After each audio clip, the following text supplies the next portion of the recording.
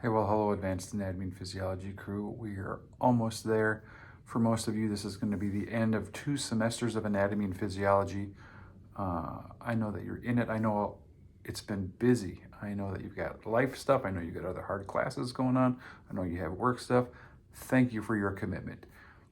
By design, essentially, a year of anatomy and physiology should prepare you for professional programs. A lot of the stuff that we're talking about will be used daily, I promise you. And kind of above that for the rest of your life, now you just know a whole hell of a lot more about how our bodies work. So this is, to me, I'm a little bit partial, most interesting content that there is, no matter what you end up doing for a career and beyond. And it's not just about a career.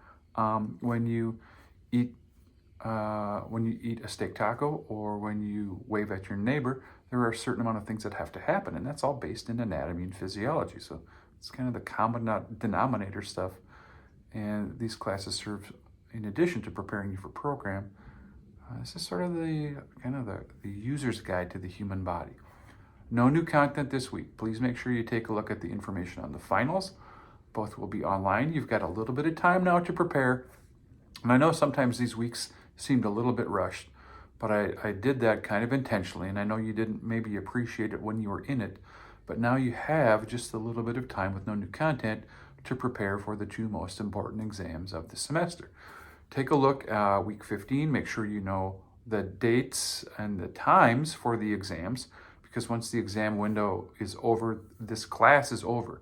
There will be no late retakes, or if you miss it, it's really going to be troublesome to open that up again. You got a generous window, and please, over the next couple of days, make sure you're checking your emails. I will check in with each of you. I know you're doing great work. How do you prepare for this final exam?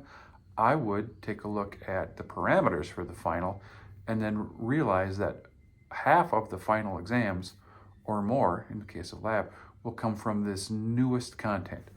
The content that's fresh in your mind, the content that you've just recently been quizzed over. So hammer down on that stuff mightily. If there are any things that you need to go back and tweak over the last couple weeks, if you missed a few things, if you're struggling with membrane transport, if you're struggling with ovarian cycle, get that stuff dialed in, because 50% of your final lecture exam will be over just these last few weeks. The rest of the stuff is comprehensive. You've been using it all semester. I would go back through your old quizzes. I would go back through the old sample problems. All of your lab exams and all of your lab quizzes are available, and you've got some time to do this if you start soon. So please put as much time into studying for these final exams, or more probably, than you would for a normal week of content. Hang in here. I know you can do this. Make sure you're checking your emails. Thank you for the work. I promise that this will set you up for success.